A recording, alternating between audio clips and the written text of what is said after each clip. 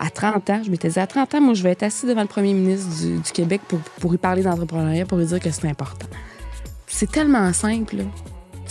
Tu aides les entrepreneurs, tu développes l'entrepreneuriat dans une région, puis ça génère de la richesse puis de l'activité économique. Puis ça génère des milieux, des villes, des territoires qui se démarquent sur la planète pour leur savoir-faire. Très tôt, j'ai réalisé que l'économie, ça m'interpellait. Je voulais comprendre. Tu sais. Bonjour, ici Cléo Maheu. J'ai la chance d'accompagner depuis des années des entrepreneurs dans la croissance de leur entreprise et j'avais vraiment envie de faire briller leur histoire, souvent atypique, en créant le podcast Histoire d'hypercroissance.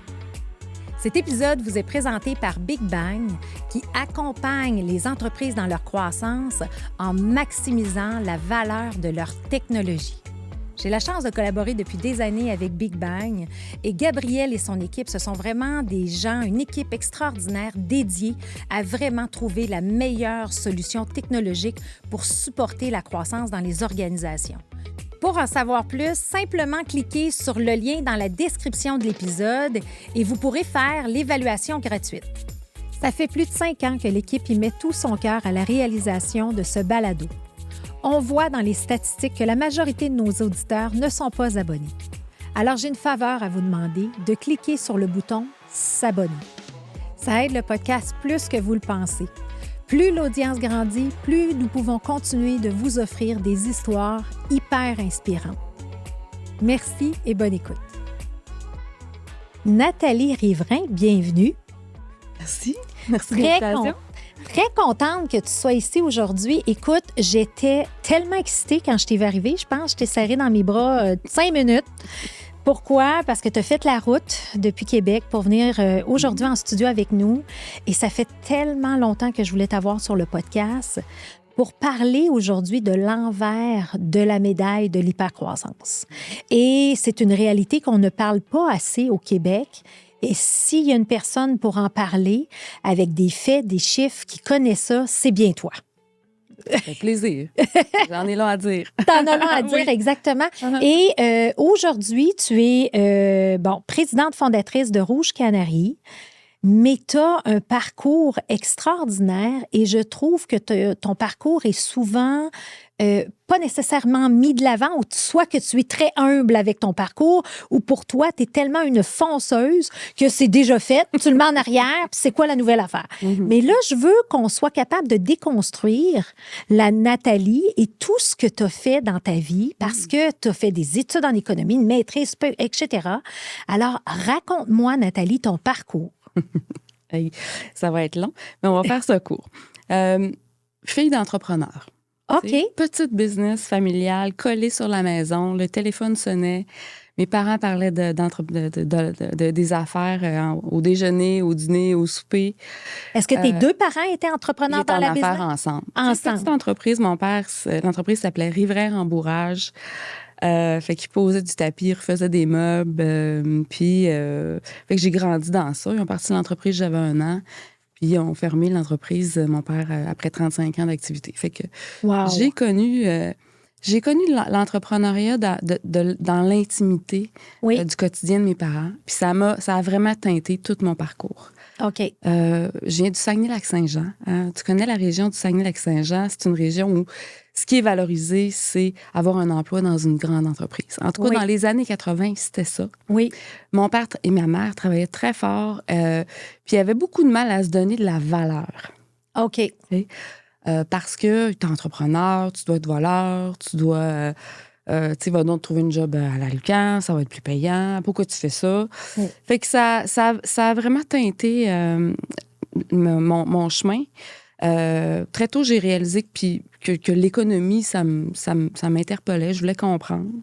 Oui. D'une façon générale, pour après ça, essayer de comprendre ce que mes parents vivaient peut-être au quotidien.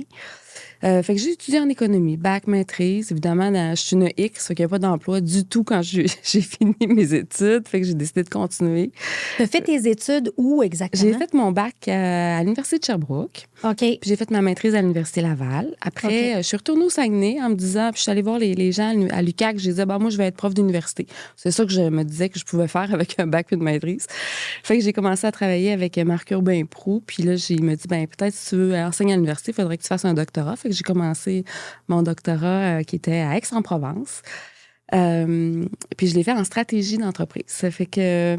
Mais il n'y avait toujours pas d'emploi tant que ça au Saguenay. Fait que j'ai appliqué pour un poste à HEC Montréal. Fait que j'ai commencé ma carrière comme professeur à HEC Montréal. Fait que partir de Jonquière, m'en aller dans une grande ville, dans une grande bâtisse grise qui est HEC Montréal. Un bon choc culturel. Mais tu as vécu, ton doctorat, tu l'as fait à Aix-en-Provence? J'ai vécu 1 an à Aix. Un an à Aix-en-Provence, c'est quand même beau, c'est quand même pas pire. Écoute, ça a été une période, tu sais, je dis à tous les jeunes, pars explorer qui tu es ailleurs. Oui. Pour retrouver, vraiment comprendre, à te débrouiller, puis à te définir autrement que dans ton milieu où tout le monde t'a peut-être mis une étiquette. Là, fait que ça a été magique là, en termes de croissance. En termes de croissance, puis surtout qu'on parle du Saguenay, de découvrir le monde aussi, de voir d'autres choses. Et là, tes parents ont toujours vécu au Saguenay? Oui. Toujours au Saguenay. Fait que toi, tu arrives au HEC. Mais parle-nous un peu du choix de faire des études en économie. Qu'est-ce qui fait que tu choisis l'économie? Tu sais, au Saguenay, dans les années... je vis dans une entreprise, on peut dire ça, là. Oui. Puis au Saguenay, là, pendant les années 80, même si la grande entreprise était valorisée, beaucoup des parents de mes amis perdaient leur emploi. OK. Fait que taux de chômage, là, à Jonquière, on a eu le taux de chômage le plus élevé au Canada pendant des années. OK. Fait qu'il y avait comme ça m'interpellait. Oui, ça m'interpellait de comprendre. Comment ça marche? Pourquoi ils perdent leur emploi? Puis pourquoi nous autres, on survit, mais mes parents se trouvent ça difficile? Fait que ça a été vraiment mon chemin. Puis, tu sais, quand j'ai fait ma maîtrise en économie, j'étais là, moi, je veux faire du développement régional.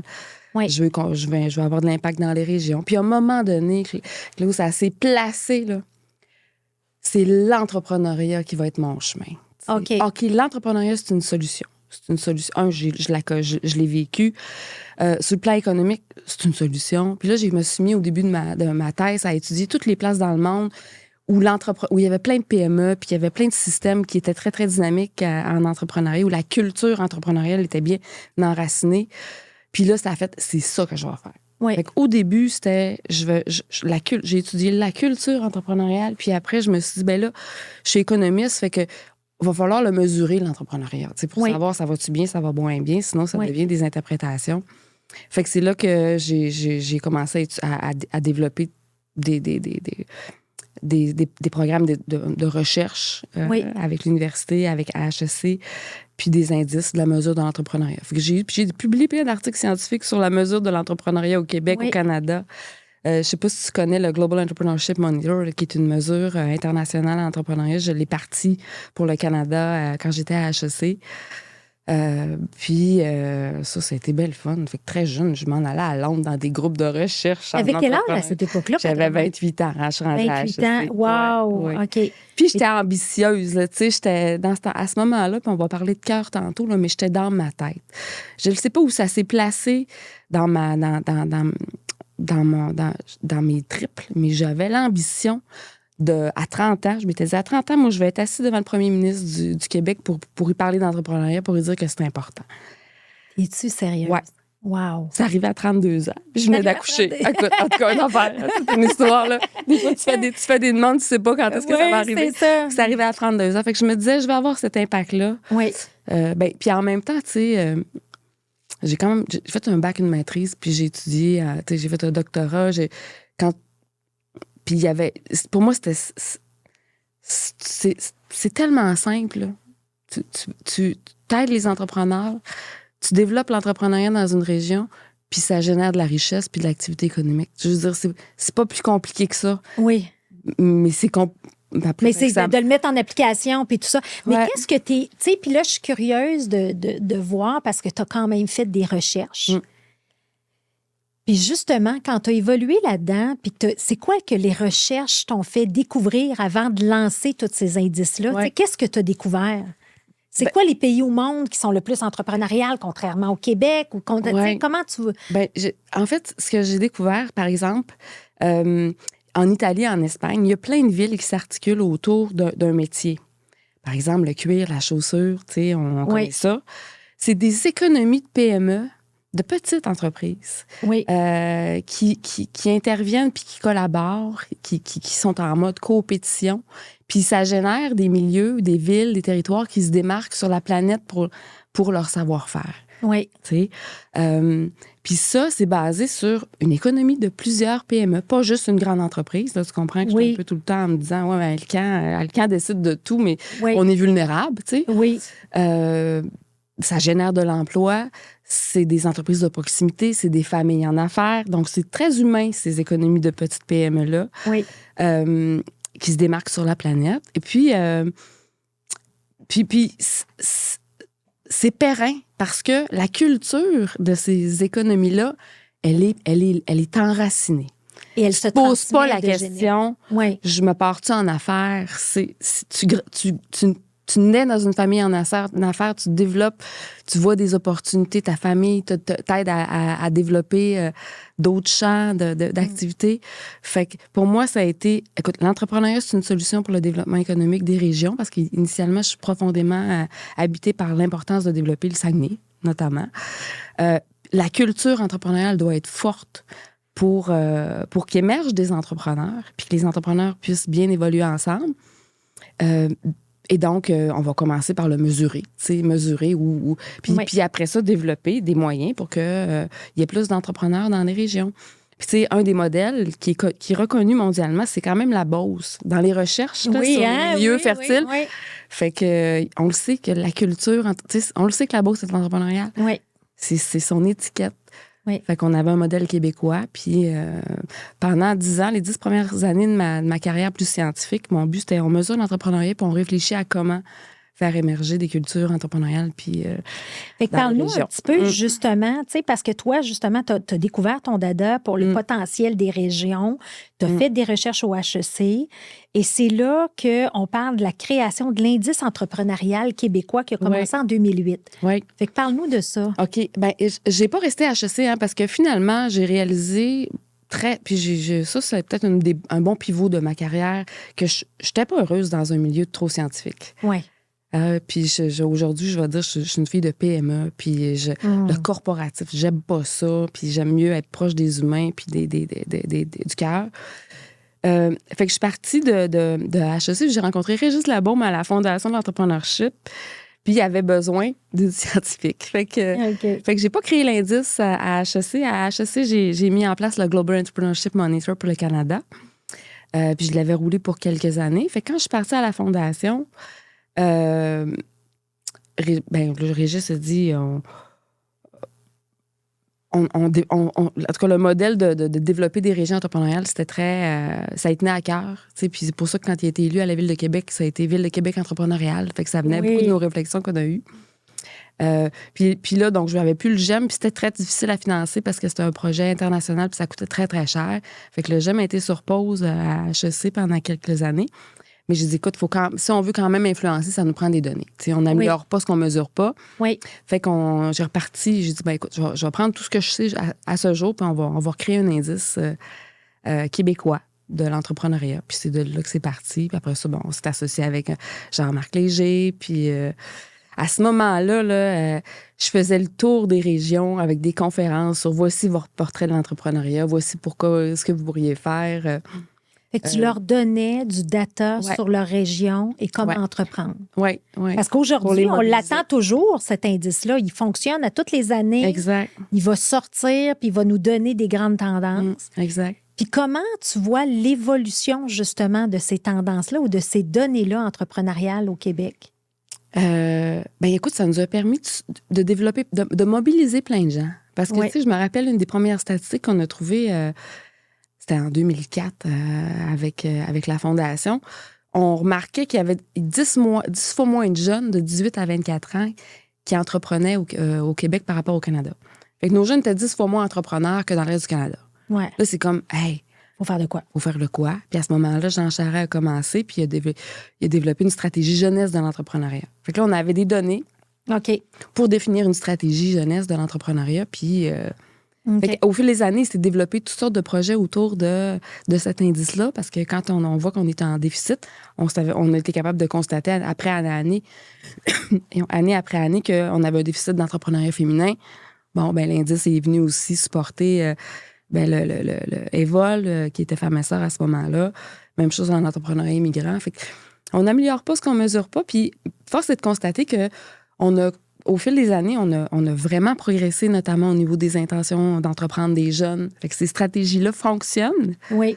Au niveau de l'entrepreneuriat féminin. Ça fait une différence. Ça fait une différence. Bien, c'est comme dans une entreprise. Tu ne te fixes pas d'objectifs mesurables, puis tu suis pas dans les indicateurs. Tu peux pas t'améliorer vraiment. Fait que cet indice-là a permis ça, puis je suis vraiment contente de ça.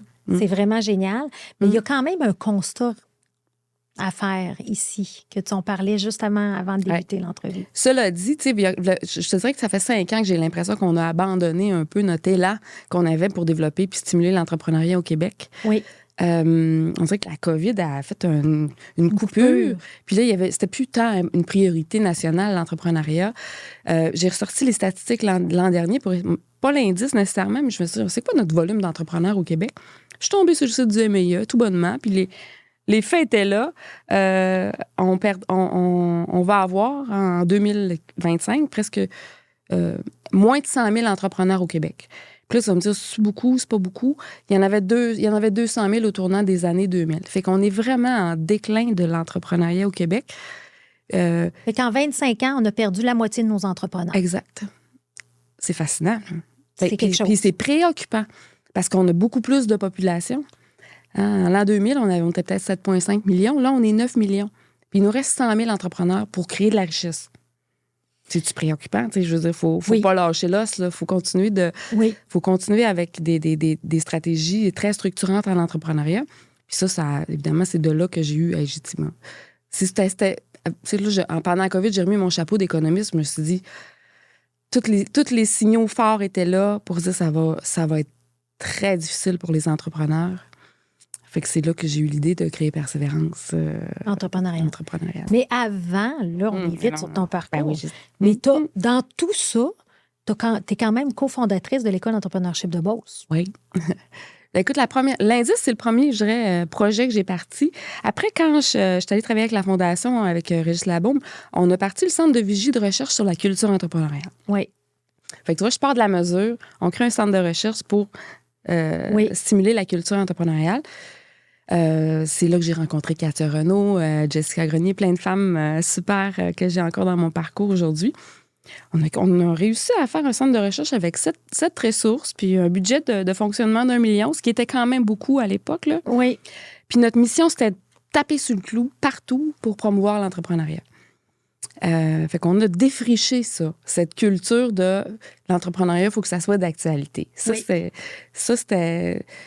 C'est très, très loin, puis on oublie ça, mais on le fait quand même. Puis, on était des missionnaires. Là, on était en mission. C'est incroyable. Okay. J'ai reçu Katia Renaud sur le puis elle raconte comment qu'elle prenait son auto, puis qu'elle allait voir un entrepreneur à la fois pour les ramener à l'école. Puis, tu sais, vous avez tout démarré ça, les types de programmes, élite, émergence. Mais je reviens à ça parce que là, moi, j'étais chercheur à la Fondation. Oui. Un beau jour, Marc Dutil apparaît à la Fondation, puis il nous parle du projet de l'école. Puis là, j'ai fait, tu comprends bien, là, tomber avec les beaucerons pour créer une école. Tu sais, parce qu'on se disait à ce moment-là, au centre de vigie qu'on appelait, ça nous prend des vedettes. Oui. Un peu comme au hockey, là, ça nous prend des étoiles de la Ligue nationale pour venir inspirer les jeunes. Puis la vie n'est pas mêlée. Un beau jour, Marc arrive dans notre bureau puis dit, on a une idée de faire une école en Beauce, puis on a besoin de bras. Là, c'est sûr que j'ai fait, OK, je le prends, le projet. Là. Fait qu'on a commencé... c'est un des projets qu'on a eu au centre de vigie avec Katia. Puis là, après, là, ça a été une effervescence, une folie pendant 7 ans. Parce que ça a commencé en 2007, hein, l'école, c'est ça? Un transfert d'expérience entrepreneuriale d'entrepreneur-entrepreneur qui était un modèle unique aussi. Puis d'où est venue cette idée-là? Ça, là... Tu sais, moi, j'ai été professeure à HEC, fait que je savais ce que je voulais pas. Oui. Parce que les entrepreneurs, ils nous disaient, on ne veut pas retourner à l'université. Je disais, je comprends. On enseigne des modèles normatifs, puis l'entrepreneur ne veut pas se faire dire quoi faire. Okay? Oui. Fait qu'à la base, je savais qu'il fallait, pas reproduire une université à Saint-Georges. Oui. Mais écoute, on a 2007, c'est la première rencontre entre Marc et moi. On a ouvert l'école en 2010. Fait qu'on a fait quand même plusieurs années de recherche et développement. Puis comment on a fait notre recherche et développement? Ben, c'est là où on est allé rencontrer tous les entrepreneurs qui voulaient bien nous parler pour essayer de comprendre ce qu'il y avait dans la tête. Puis on leur posait juste 3 questions. C'est quoi ton plus grand talent? Comment tu l'as développé? Puis comment on pourrait l'enseigner? Comment on pourrait le transmettre? Ah, j'aime ça. C'était simple de même notre recherche. Puis là, on a rencontré une centaine d'entrepreneurs. Puis là, il fallait construire des gros noms. C'était des... T'imagines comment on était euphoriques, Katia et moi, à rencontrer. Là, je m'en vais rencontrer des Jean Coutu, puis 3 heures avec Jean Coutu, 3 heures avec Laurent Baudouin. Oui. On était dans... Puis là, mais en même temps, on avait la pression de créer une école, là. Il fallait arriver avec quelque chose. Là, puis là, en même temps, la pression, elle venait du fait qu'on a rencontré le Québec King, puis il va falloir livrer une école à la hauteur de leur contribution. Oui. Fait que puis l'innovation est venue de l'écoute. Tu sais, en même temps, on n'est pas parti en se disant je sais quoi faire. Oui. On s'est dit, on sait rien. Je sais pas, moi, comment devenir Jean Coutu. Tu sais. Oui. Fait que on a vraiment posé les questions, écouté, fait des designs de programmes, des designs de pédagogie, puis par itération, on est venu confirmer ce qu'on voyait de plus en plus émerger jusqu'au jour où on s'est dit, écoute, c'est pas compliqué. Faut pas que ça s'appelle école, faut pas que ça s'appelle programme, faut pas que ça s'appelle formation. Il y avait comme une espèce de rejet, finalement, de l'école des entrepreneurs, mais ils voulaient apprendre. Puis ils disaient, ben moi, j'aimerais ça apprendre d'un autre. Même moi, un entrepreneur sur mon épaule, là, puis là, je vais apprendre. Fait que c'est là où on s'est dit, faut pas qu'il y ait de prof. Faut pas qu'il y ait d'examen, faut pas qu'il y ait de devoirs, faut pas qu'il y ait de préalable. Oui. Fait que ça a donné la pédagogie qu'on a mis au monde. Là, qui est encore actuelle aujourd'hui. Qui est encore actuelle. Le cohorte 29, je pense, ou 30. Là, on est rendu à la 30e cohorte. Là, on parle de plus d'un millier d'entrepreneurs qui sont passés dans vos programmes. Oui. Puis, écoute, c'était de la magie. Beaucoup de travail, une hyper-croissance. Oui, hein? Oui. Mais, puis on se disait tout le temps, écoute, l'échec, c'est pas une option. Fait qu'on va travailler, puis on va refaire nos devoirs jusqu'à ce qu'on trouve jusqu'à la recette, mais pas juste la recette qui nous donne 10 sur 10. Oui. Encore une fois, on mesure pas ce qu'on n'améliore pas. Fait que jour 1, on s'est dit, ils veulent pas d'examen. Nous, on va être en examen systématiquement. Ils vont nous dire si on apprécie, puis on va améliorer le programme comme ça.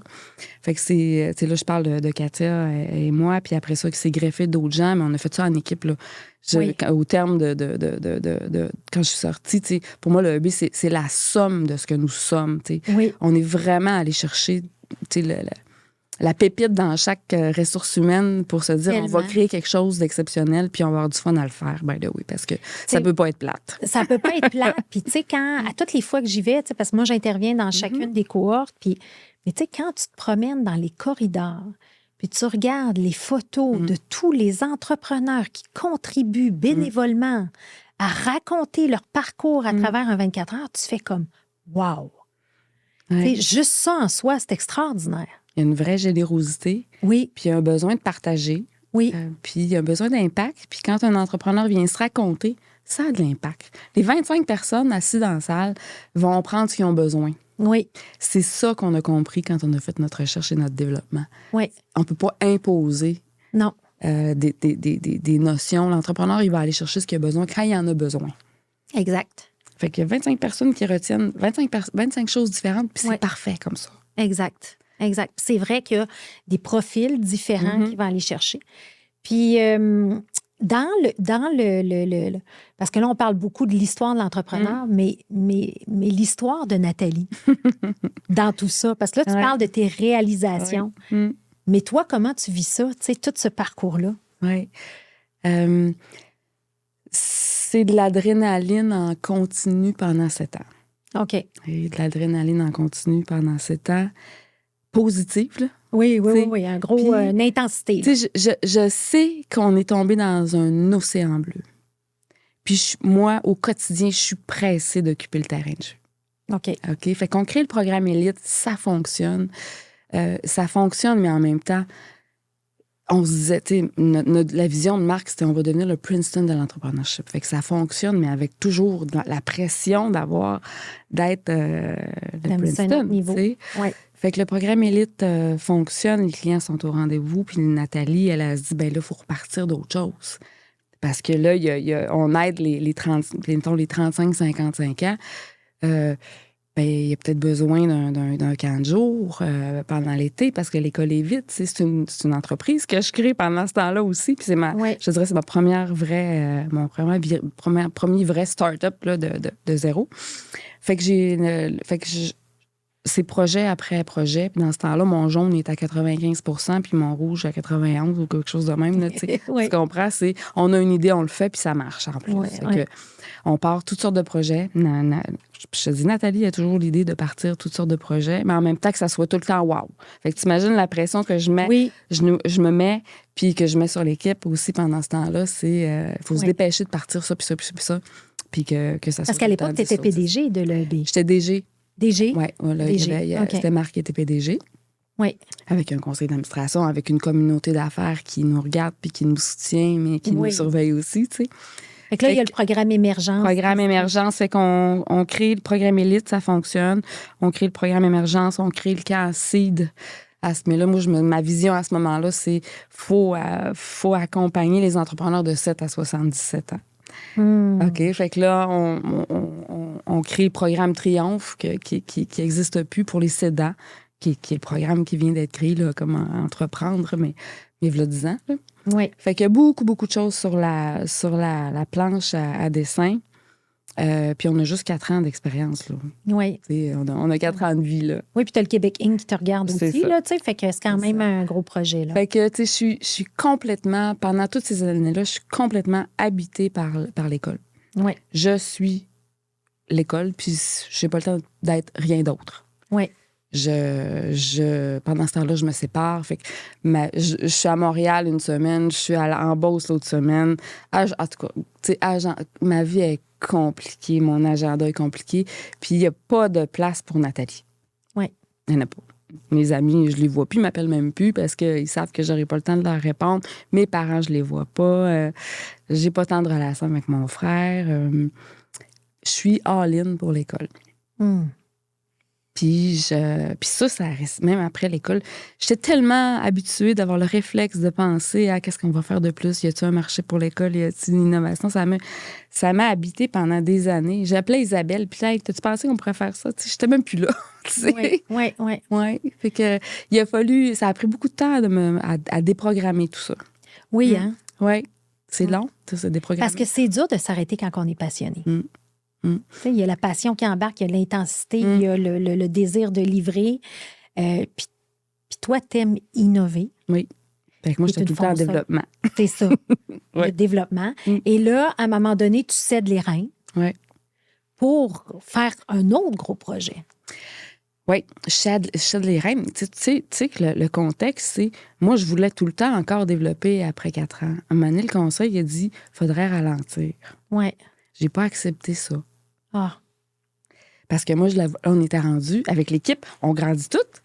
Tout le monde voulait grandir, puis là, on s'embauchait d'autres gens, puis l'équipe grandissait.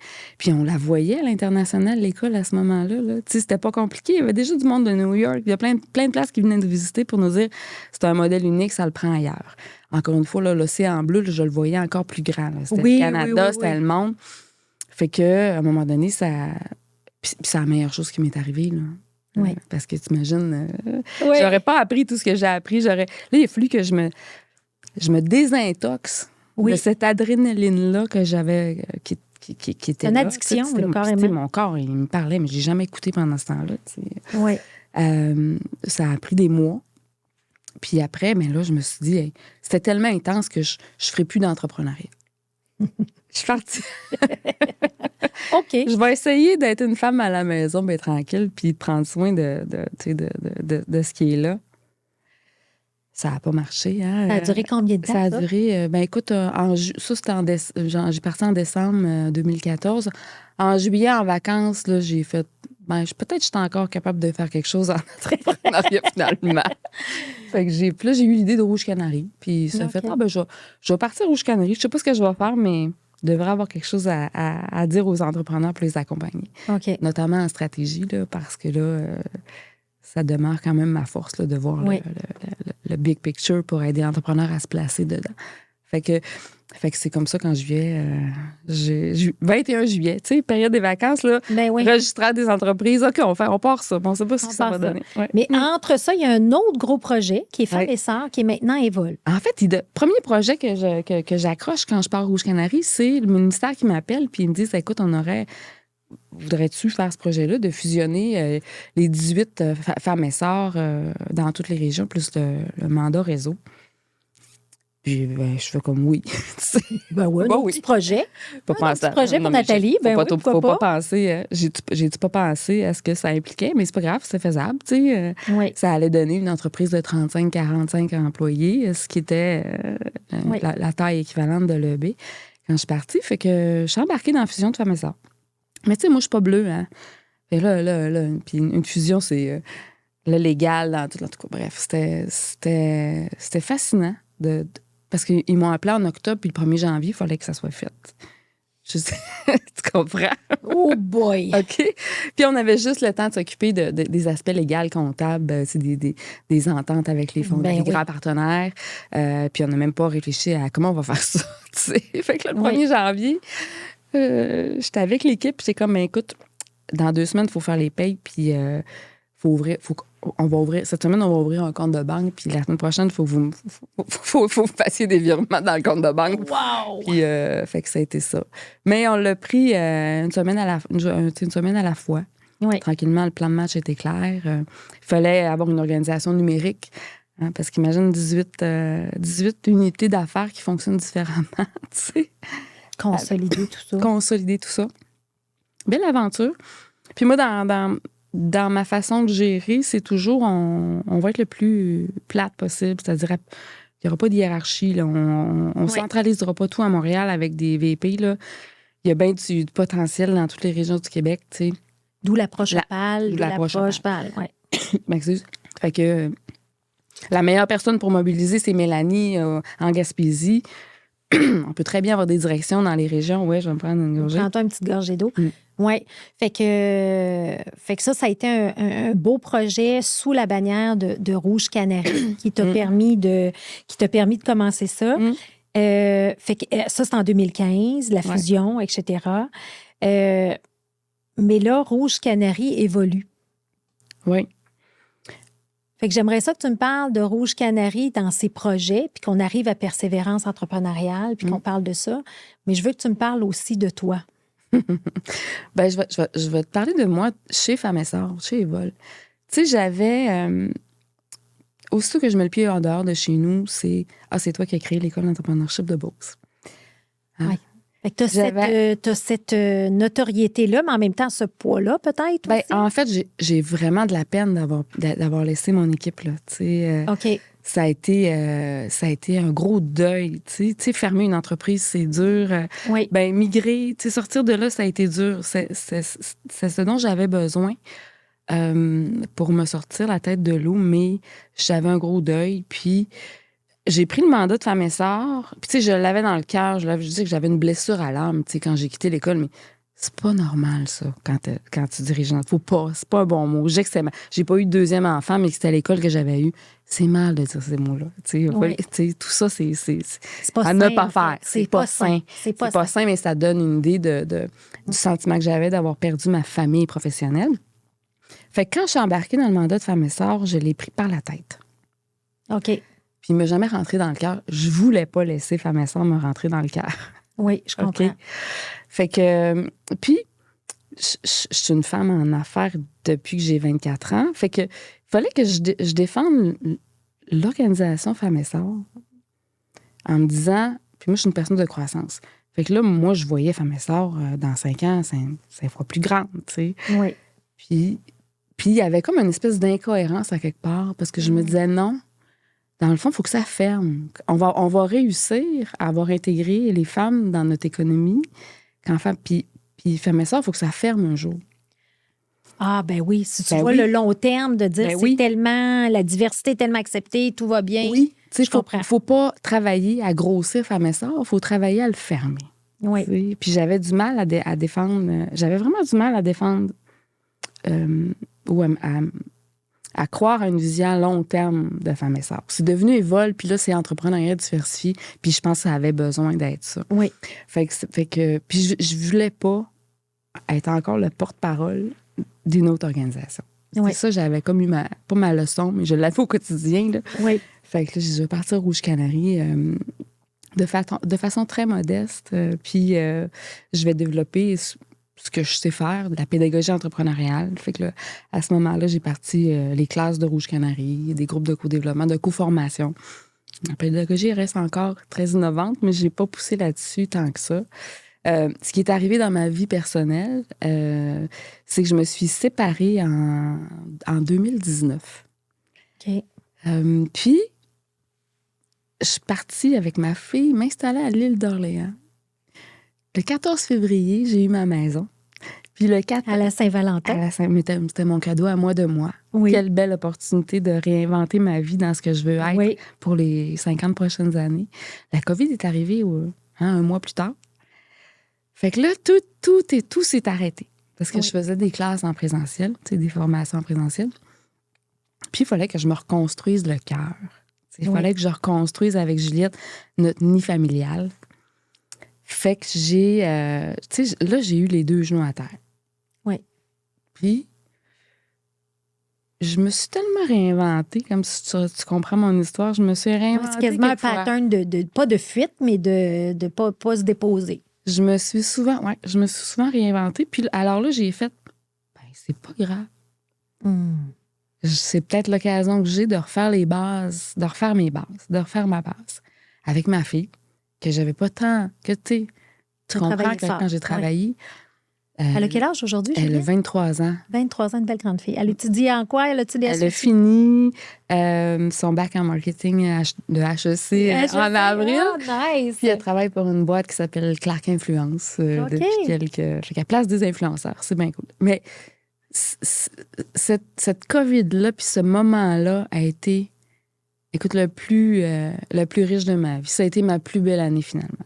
Oui. Tu sais, pour que toute seule dans ma maison avec ma fille, elle m'écrive à Noël, maman, on est tellement bien dans notre petite maison, parce qu'on avait des grosses affaires avant. Oui. Puis là, j'ai fait, OK, c'est ça qu'il fallait que je fasse. Décélérer. Oui. Puis prendre soin de la maison. Prendre soin de la fille. Être vraiment présente. Parce c'était là, elle dirait, avant, maman était là, mais elle n'était pas là.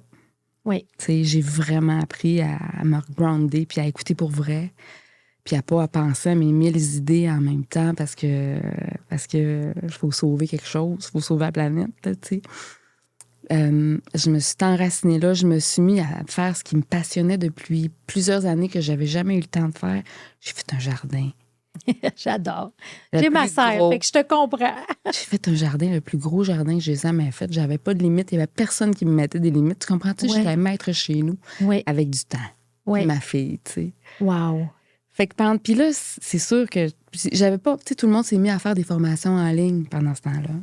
Moi, j'étais pas capable de me réinventer dans ma vie personnelle puis dans ma vie professionnelle en même temps à ce moment-là. Il y a une limite humaine aussi, là. Fait que j'ai fait comme, hey, je lâche prise puis il va arriver ce qui va arriver. Il va arriver, les bonnes choses vont arriver. Je me suis mis à faire des formations sur le leadership dans mon jardin. Je voudrais que tu viennes voir ça. C'est tellement... C'est mon produit bonbon. À chaque été, j'invite des entrepreneurs, puis on parle de l'analogie du jardinier, puis de la posture d'entrepreneur. C'est sûr. Ça donne des discussions, les deux, puis assis sur une chaise à Dirondac avec bien terre à terre, mais tellement profonde. Puis là, ça éclaire l'entrepreneur. Tu sais, pourquoi? Tu sais, il y a des hivers. Il faut arrêter, il faut ralentir, on a le droit. La nature, là, elle prend un break. En tout cas, fait que ça s'appelle mes classes vertes. Puis c'est bien le fun, mon produit chouchou. Fait que ça, c'est ce que ça a fait émerger. Puis, je suis toute seule, je me fais livrer un 10 roues de terre. Puis, je me dis, je vais être capable tout seul. Bon, j'avais encore un peu ce travers-là capable. J'étais en train de pelleter, ça fait des jours que je pelte parce que j'ai du temps, puis je me dis, écoute, au pire, ça va me mettre en forme. Puis là, je fais comme, il me vient un flash, là. Hey, l'ambition, c'est de l'ouvrage. Mais là, j'avais jamais réalisé ça. Ah, Tu comprends? oui. Ça Le fait de ralentir, tu te vois, tu deviens un peu avec des images fortes comme ça qui se passent dans ton côté personnel. Oui, l'ambition, c'est de l'ouvrage. Fait que là, ça, je le sais que l'ambition, c'est de l'ouvrage. Fait que cette phrase-là, c'est comme, OK, attends, là, si tu veux avoir un équilibre dans la vie, là, pense-y, l'ambition, c'est de l'ouvrage. Puis depuis ce jour-là, là, qui je pense qui est un 25 juillet 2020, là, je sais que l'ambition, c'est de l'ouvrage. Puis, Oui. puis après, à l'automne, c'est là que la COVID émerge. Évidemment, je recommence à faire de l'accompagnement stratégique en ligne, mais je vois que les entrepreneurs vont pas bien. Puis non seulement je vois que les entrepreneurs vont pas bien, mais je vois qu'ils voient pas ce qui s'en vient. OK. Tu sais, toi, t'es en tu stratégie. es en stratégie en économie. Tu commences à comprendre les patterns, puis tu vas être proactive aussi par rapport à ça. Oui. Tu sais, en COVID, les entrepreneurs sont retombés aux opérations. Oui. Mais il y avait plein de facteurs macro qui envoyaient des signaux de ce qui allait s'en venir par la suite. T'sais. Comme quoi? Hey, comme l'augmentation du coût du transport, c'était sûr que ça allait générer une augmentation des taux d'inflation puis une augmentation des taux d'intérêt. T'sais, ça, là, si on revient aux bases de l'économie, là, c'était évident. Là. OK. L'endettement que les entrepreneurs sont allés chercher avec les prêts COVID, c'est sûr que ça allait générer, si tu te projetais sur une année, là, taux d'intérêt augmente, endettement augmenté, il va y avoir des impacts là, sur nos entrepreneurs. Les grands changements de paradigme des consommateurs, c'est sûr que ça allait avoir des impacts sur plein d'entreprises, tu sais. Oui. Mais tout le monde, quand ça s'est remis à reprendre, l'augmentation de la demande intérieure, c'était temporaire. On le savait. Il fallait le savoir. Là. Oui, mais les gens ils vont recommencer à aller voyager. Là. Fait que c'est pas... Ta croissance de 25 dans la construction, elle sera pas pérenne. Là. Fait qu'arrête de t'endetter. T'sais. Oui. Bref, je parlais à plein de gens. Puis là, j'ai fait comme... Je me suis remis à faire une espèce d'analyse de l'écosystème. Je suis retombée dans mes souliers d'économiste. Puis là, j'ai fait... Hey, il n'y a rien pour les entrepreneurs en difficulté au Québec. Oui. Rien. Tu as vu un autre océan bleu. Oui. Mais pour ça, il fallait ralentir. Oui. Il fallait que j'aie le temps. Il fallait que je me reconnecte. Je suis toujours bien économiste à la base. Oui. C'est drôle parce que quand j'étais à l'école, il fallait pas que je le dise. Non. Que j'étais trop intellectuelle. OK. Sinon, j'étais trop. Fait que à un moment donné, j'ai comme caché ça. Là. Non, je suis pas tant intellectuelle. Je suis plus entrepreneur. Oui. Mais en même temps, c'est beau parce que c'est ce qui fait la combinaison des deux. Puis tu as un background, puis tu es né là-dedans, donc tu comprends. Puis tu as quand même une façon de le vulgariser aussi, ça, puis de l'amener avec des projets concrets. Fait que là, tu as vu, et c'est tellement vrai que aujourd'hui, moi, je le vois avec mes entrepreneurs que j'accompagne. Il y en a beaucoup qui vivent des difficultés autant personnelles que professionnelles. On dirait que l'énergie n'est plus là non plus. Parce qu'il y a eu la COVID, il y a eu X, Y, Z. Fait que toi, ça t'a amené à redéfinir aussi des nouveaux projets. Bien, c'est sûr que... écoute, ça fait longtemps... Moi, tu sais, l'entrepreneuriat, c'est ma mission dans la vie. Je suis passionnée par ça, puis je suis profondément convaincue que c'est par ça qu'on s'en sort. On crée de la richesse, la richesse humaine, on crée notre saveur québécoise dans le monde par l'entrepreneuriat. C'est comme on le fait par la culture, mais tu sais. Fait qu'en janvier 2020, je me suis dit, je vais partir un OBNL. Je sais pas, je suis sûre que je vais avoir besoin d'un OBNL pour me remettre dans des projets sociétaux. T'sais. Oui. Parce que j'ai déposé un projet au MEI à ce moment-là, décembre 2020, en me disant, ça va prendre ça. Okay. Mais j'avais pas de structure. Fait que j'ai parti un OBNL qui s'appelle Think Tank en entrepreneuriat. Ça faisait longtemps que j'avais envie de me dire, je vais rassembler tous les passionnés du Québec puis on va jaser l'entrepreneuriat ensemble. Fait que j'ai officialisé cette structure-là qui était pour un véhicule. C'était, au début, au tout départ, c'était un véhicule, mais je me disais, je vais avoir besoin de ça. Ouais. Parce que là, je me suis replongée je me suis reconnectée avec mon ambition sociétale, faire une différence au Québec. Oui. Je me suis reconnectée vraiment avec mon ambition. Moi, je te dirais, même si tu dis, oui, mais tu as été dans Rouge Canary, je n'étais pas connectée avec la même ambition. Oui. T'sais, parce que. Ben, je pense qu'il faut que tu aies un impact plus grand. Tu sais, c'est pas. Ce qui t'intéresse, c'est pas de gérer une business, c'est d'avoir un impact sociétal. C'est ça. Puis de voir les grandes tendances au niveau de l'entrepreneuriat, puis faire quelque chose avec ça pour influencer. Ça. Exact. Fait que là, ça s'est replacé, puis fait que je reconnectais avec mon ambition, mais là, je le sais que l'ambition, c'est de l'orage. Fait que j'étais en même temps, là. Sois en forme. Là, faut être en forme. Oui. Puis ça a pris 2 ans avec le gouvernement me rappelle. OK. À peu près, ish, là. Fait qu'à la mi-2022, ils ont fait OK, je pense qu'il y a de la place dans le plan stratégique en entrepreneuriat pour ça. Fait que Persévérance a vu le jour en décembre 2022. C'est un projet qui s'appelle Persévérance entrepreneuriale qui fait partie de ton OSBL. C'est ça? C'est ça. OK. Parce que l'OSBL, je me suis dit, sa mission, ça va être quoi? Bien, ça va être ce que je fais dans la vie. On va incuber des nouveaux projets en entrepreneuriat. Oui. Puis, ça va avoir un impact dans la francophonie. Parce que là, je me suis dit, bon, tant qu'à faire, avec 30 ans de bagage, je pense que s'il y a un moyen d'aller faire rayonner notre expertise ailleurs, je vais le faire. Puis, j'arrive de la France, je vais t'en reparler. Fait que ça a marché. OK. Tu sais, le pouvoir d'une vision, là. Oui. Oui, c'est ça. Fait que c'est quoi ta vision, justement, avec Persévérance? Ma vision, initialement, c'était, écoute, il faut aider les entrepreneurs en difficulté du Québec, puis il faut les accompagner à traverser des périodes difficiles, puis pour pas nécessairement pour sauver leur entreprise, mais pour sauver l'entrepreneur. Oui. Hein, parce que l'entrepreneur, des fois, il est dans un véhicule, ça se peut que ce soit plus le bon à un moment donné. S'il reste entrepreneur, il va se créer un autre véhicule. J'en suis l'exemple même. Il y a des, oui, d'où la et créer une richesse entrepreneuriale, puis pas qu'ils se découragent, puis qu'ils abandonnent, parce que 25 ans plus tard, on est à moitié moins d'entrepreneurs. Fait que, c'est ça. Chaque entrepreneur est important. Là. On n'a pas le luxe au Québec de perdre un entrepreneur. Je comprends. Donc, un entrepreneur qui a de l'expérience, qui abandonne puis qui se trouve un emploi chez Hydro, là, c'est peut-être le plan du gouvernement à ce moment, là, mais c'est pas ça là, qui va nous générer notre richesse puis notre spécificité. Tellement d'accord. Fait que ça, là, ça, c'est notre conviction à chaque jour. Donc, faut aider l'entrepreneur. Fait qu'on a créé Persévérance entrepreneuriale. C'est parti en fou. Mais il y a un besoin. Tu sais, quand tu pars, c'est une start-up, là, j'ai attaché le financement à l'automne, tu sais. Oui. Puis, à l'automne, en novembre, j'ai embauché la première personne. En décembre, on a publié un article dans Les Affaires. Écoute, dans le temps puis c'était mon téléphone cellulaire personnel. Je savais pas, moi, que ça allait être quoi la réponse de ça. Et boy. Hein? Je me rappelle encore de parler au téléphone avec des entrepreneurs dans le temps des fêtes, puis de dire à ma famille, avez-vous un crayon? Parce que là, il faut que je prenne le numéro sur un papier de Noël, là, parce que le téléphone n'arrêtait pas de sonner. Puis, c'était pas le téléphone n'arrêtait pas de sonner, c'était au bout de 2 minutes, c'était à cœur ouvert avec un entrepreneur. Là, c'est comme, il a appelé.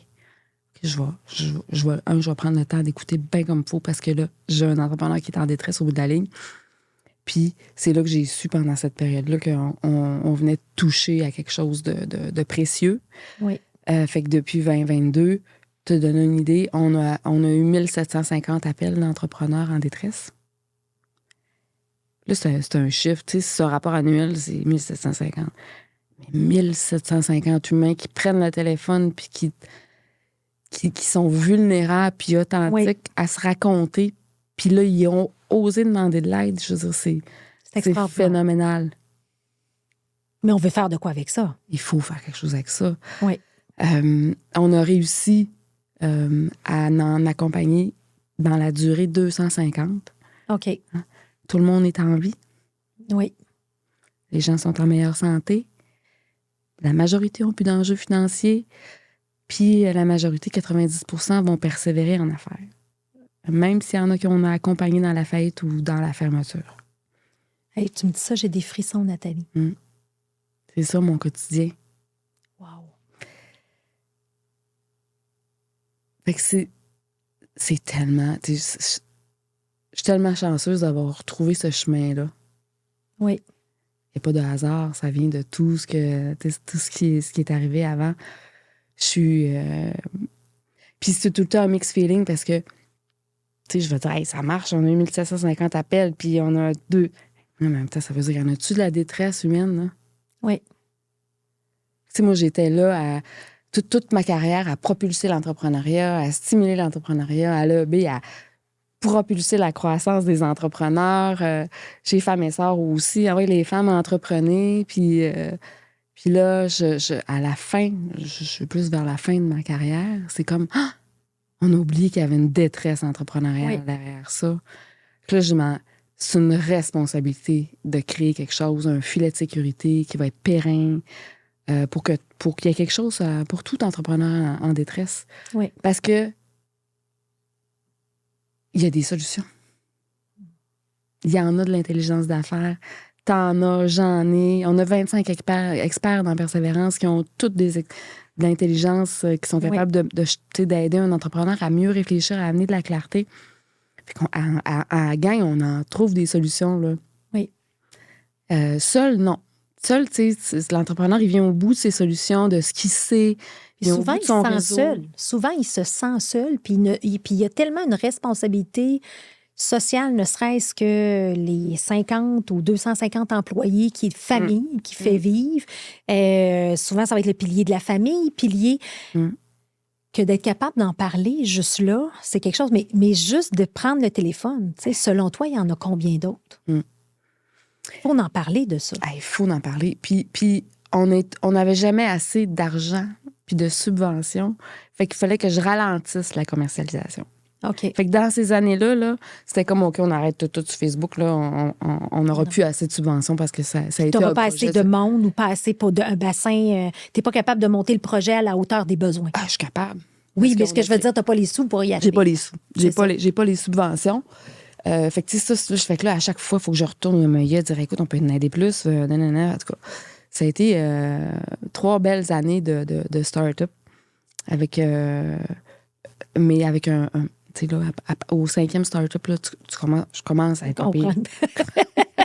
Commence à comprendre comment ça marche. Commence à être pas pire, là, à me dire, tu sais, ça prend quelque chose de ligne, ça prend quelque chose de scalable, faut pas se mettre une pression de faut que ça soit facile à opérer. Là. Oui. Fait que c'est quoi un peu ta vision avec ça? Là, ma vision, c'est, tu sais, qu'on a fait partie des organismes. Là.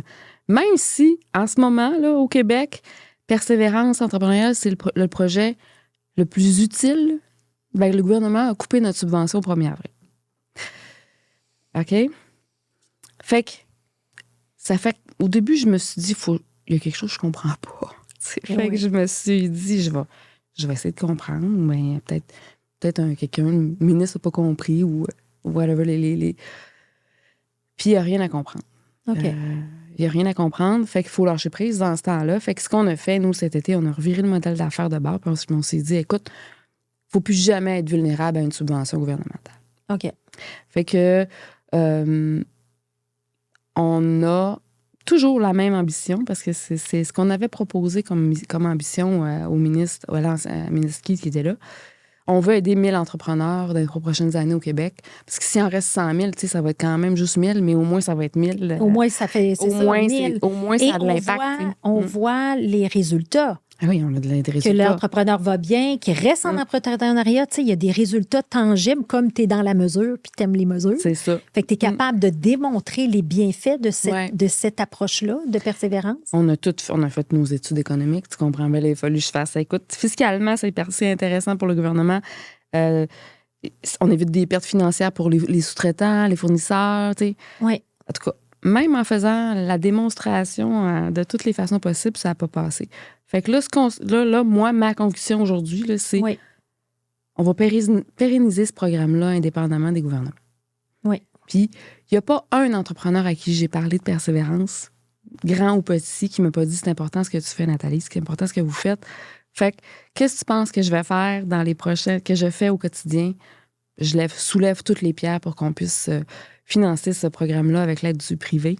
Du privé, puis des PME qui veulent redonner. Puis des PME qui veulent redonner. J'ai dit à mon équipe, m'en parler à 1000 personnes s'il faut pour en aider 1000, mais c'est ça que je vais faire. Puis c'est ça que je fais. Oui, je comprends. Fait que je suis contente que tu sois ici sur le podcast. Et sachez, tout le monde, qu'on va mettre dans les liens de l'épisode, on va mettre les liens s'ils veulent aider, contribuer comme entrepreneurs ou s'ils ont justement besoin. Donc, pour ce qui est de la persévérance entrepreneuriale. Et, tu sais, des entrepreneurs en difficulté. Tu sais, moi, le nom de mon entreprise est Hypercroissance, puis on se parlait un petit peu avant. Puis, tu sais, moi, aujourd'hui, l'hypercroissance, je le vois plus, hypercroissance, dollar, profitabilité. Ça n'a jamais été ça, mais je vois hypercroissance humaine. Comment on peut aider les humains, les entrepreneurs qui veulent faire une différence, qui veulent pérenniser d'une quelconque façon leur entreprise. Mais je vois qu'ils sont de plus en plus en détresse. Oui. Puis qu'il va y avoir une intention de bien paraître, je veux croître. Oui, mais tu ne prends pas soin de toi. Tu es rendu que tu me parles que tu prends des antidépresseurs, tu prends des pilules pour ci, pour ça. Puis là, tu vas prendre de Ozempic parce que tu n'as pas eu le temps de ralentir, mais ça prend les pilules pour continuer. Hey, ça marche pas, là. Ralentis, là, comme... Ça manque de cohérence. Exact. Fait que c'est quoi le programme? T'sais, comment vous aidez les entrepreneurs? Oui. Peut-être nous parler de ça. C'est drôle, c'est un programme en entrepreneuriat, mais nous, ce qu'on dit, c'est qu'on aide l'humain derrière l'entrepreneur. Oui. Parce que ce qu'on constate, c'est que l'entreprise est en difficulté, puis que là, l'entrepreneur, au lieu de se recentrer sur lui ou elle, va tout mettre son énergie pour sauver l'entreprise avec l'hypothèse que quand l'entreprise va bien aller, je vais mieux aller. Ça, c'est une croyance qu'on déconstruit. C'est une étape à la fois pour leur dire hey, non, l'équation, c'est l'équation inverse. On va aller voir l'humain, là, quand l'humain va aller mieux, il va avoir les idées plus claires, les racines plus profondes pour après ça être capable de travailler à sauver son entreprise. Fait que c'est ça le chemin qu'on fait faire à nos persévérants. On les accompagne d'abord, je dirais, on les accompagne sur le plan humain. Qu'est-ce que tu veux vraiment? C'est quoi tes... Tu sais, puis là, on a des gens en gestion d'anxiété, on a des psychologues, on a des gens en gestion de dépendance parce que tu parlais, hein, je vais me créer... Mon entreprise va mal, je vais me créer une béquille dans ma vie personnelle pour essayer de me sauver. Oui. Tu sais, ça marche pas. Non. Fait que plan humain, par du coaching personnalisé. On a un programme de coaching qui est intégré à un programme de co-développement. Fait qu'ils sont en cohorte. Ça aide beaucoup à briser l'isolement. Puis là, dans la cohorte, c'est de l'effet miroir. C'est juste comment tu vas. Racontez-vous. Puis là, tout d'un coup, ça débouche. Tu te rends compte que t'es pas seul, puis t'es humain, puis c'est correct. T'arrêtes de te sentir coupable parce que t'as pris une mauvaise décision, parce que finalement, t'es avec 10 autres entrepreneurs qui ont pris aussi peut-être des mauvaises décisions. Ils ont tous mis un genou à terre. Fait qu'on casse la coquille ensemble. Fait que ça aide vraiment beaucoup. Fait que programme de co-développement. Puis là, ce qu'on réalise quand même, c'est qu'à un moment donné, les entrepreneurs sont allés au bout de ce qu'ils savaient. Hein?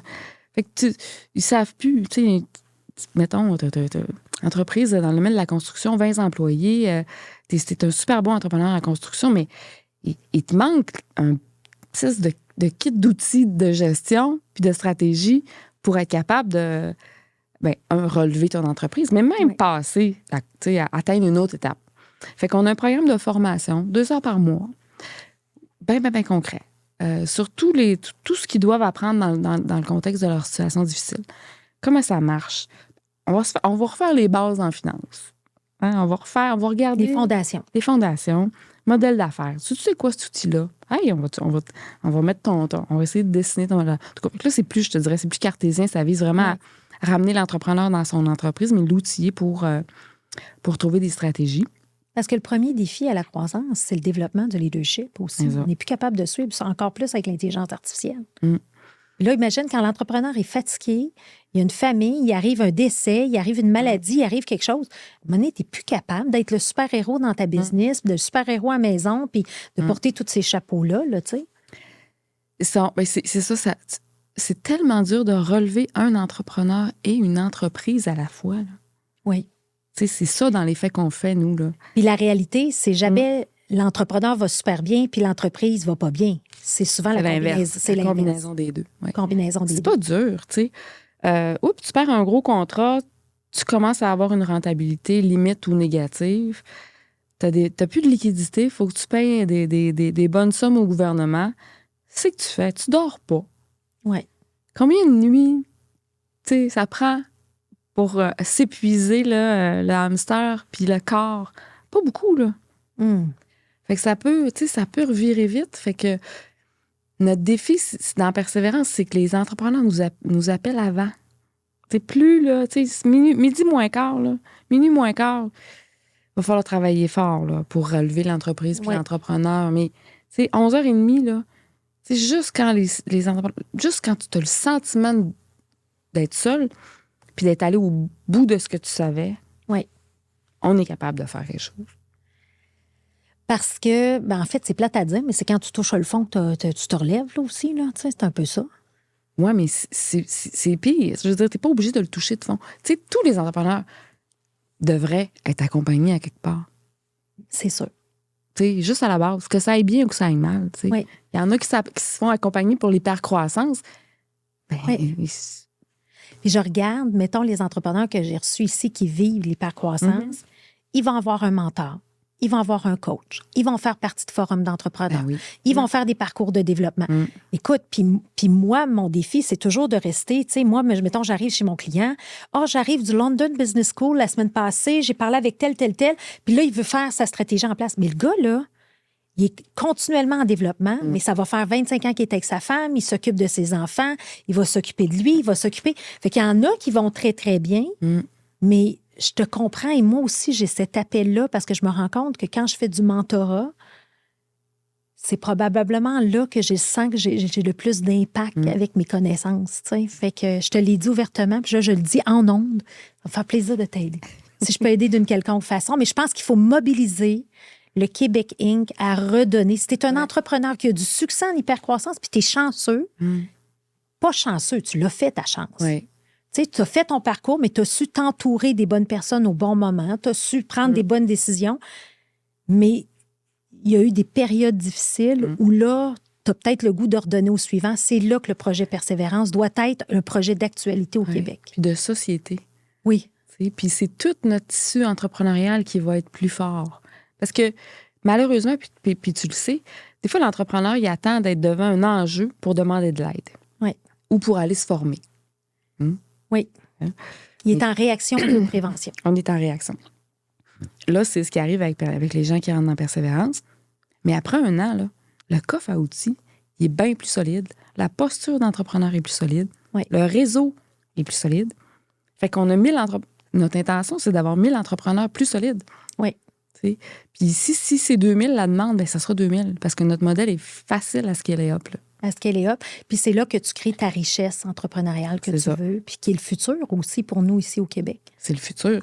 Tu sais, on mise beaucoup, par exemple, sur le repreneuriat en ce moment. Les gens qui nous appellent, là, ils ont entre 25 et 45 ans. C'est-tu pas le cœur de notre avenir entrepreneurial? Tu as de l'expérience en affaires. Tu as 10 ans d'expérience en affaires, tu as 35 ans, 2-3 enfants. Tu sais comment c'est? La vie. La vie, la surcharge mentale, le manque de ressources, manque de main-d'œuvre, prix des opérations, devient épuisé. Oups, c'est pas le temps de regarder les chiffres. Banquier appelle, c'est la catastrophe. Oui. T'sais. Mais c'est le cœur de l'entrepreneuriat québécois qui vit, qui est ébranlé en ce moment. Mais comment on peut t'aider, Nathalie, dans cette vision que je trouve, encore une fois, avant-gardiste, mais tellement essentielle pour le Québec de demain? Comment on peut t'aider? On a besoin de... Premièrement, Persévérance, ça roule.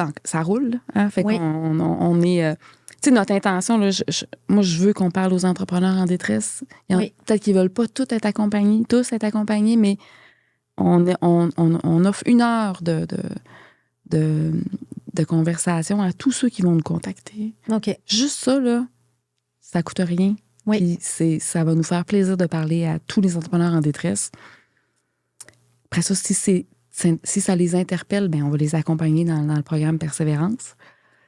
Fait que ça roule, il faut en parler.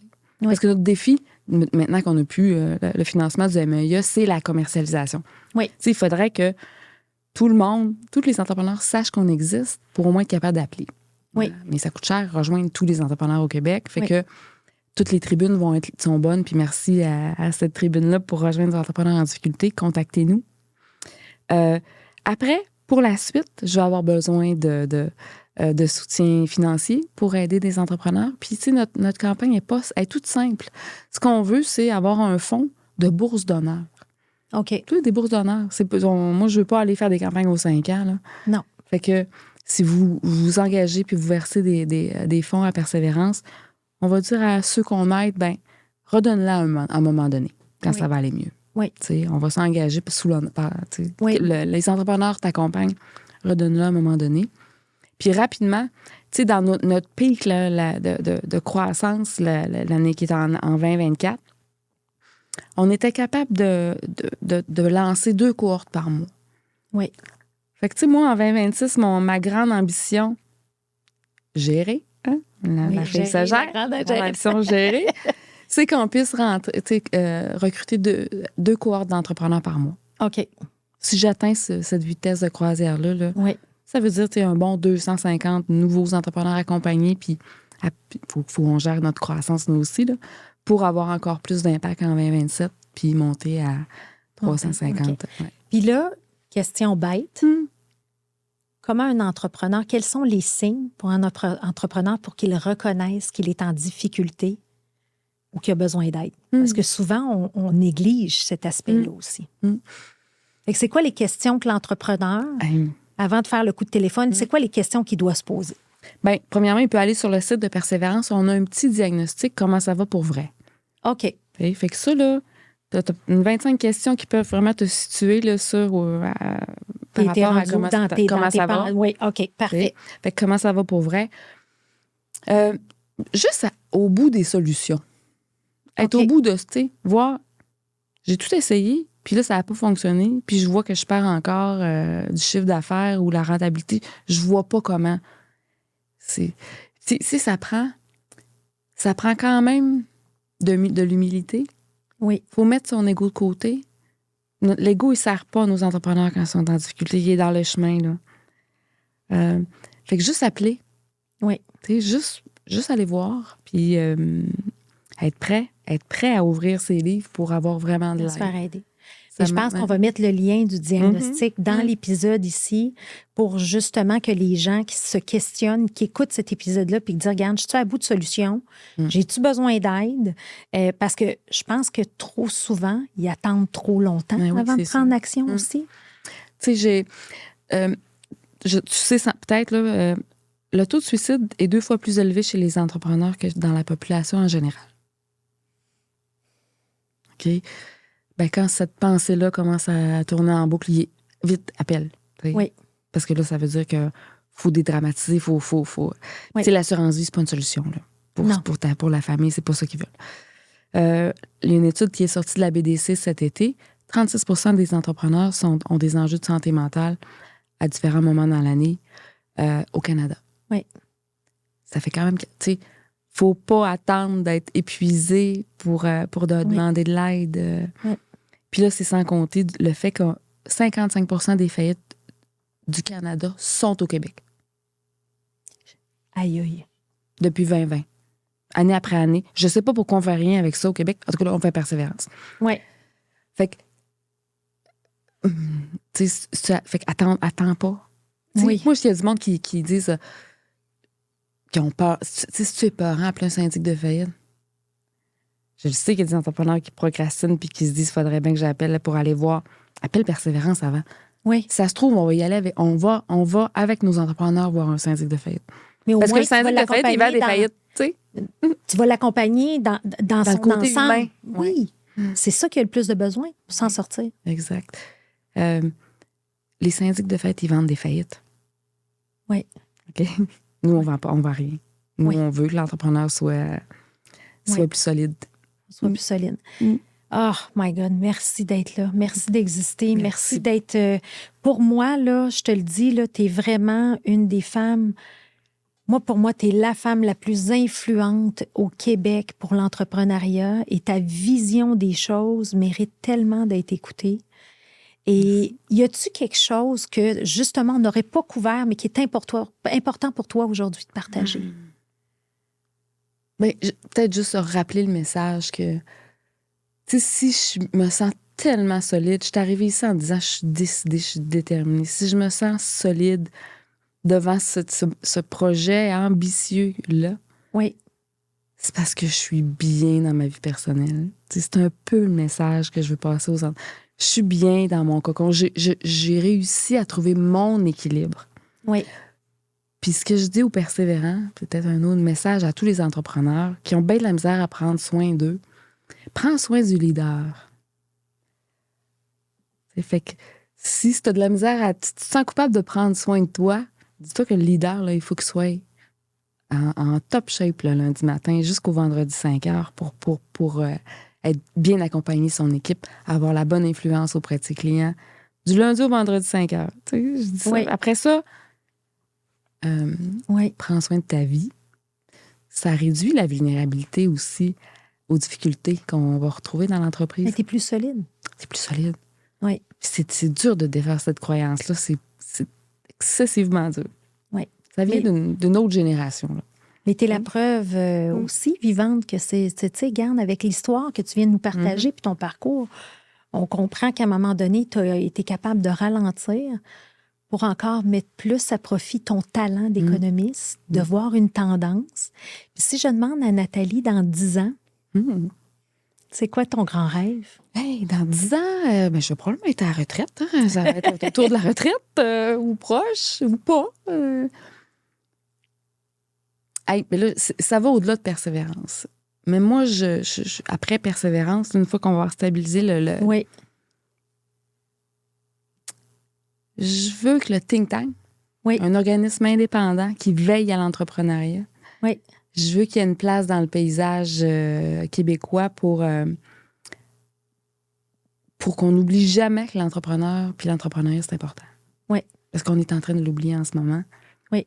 Puis là, moi, je me dis tout le temps, je vais commencer par prendre soin des entrepreneurs. On va commencer par prendre soin des entrepreneurs en difficulté, puis après ça, on se remettra à être plus en mode étude. Tu sais, revenir quasiment, boucler la boucle. Là, revenir à l'étude, puis à l'influence, puis à...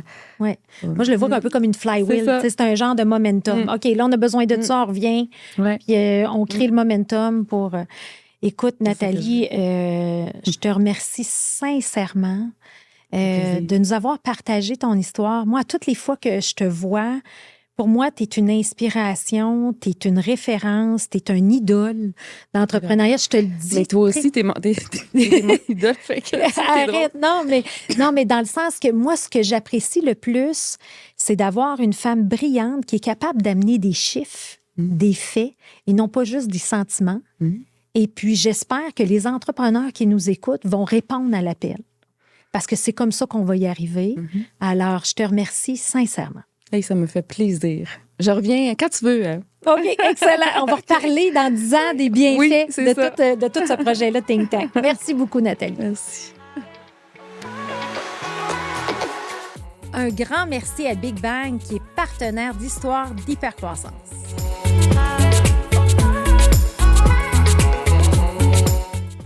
Merci d'avoir été avec nous aujourd'hui.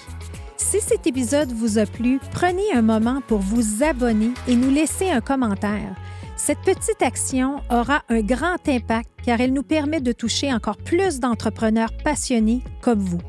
À très bientôt pour une nouvelle histoire inspirante.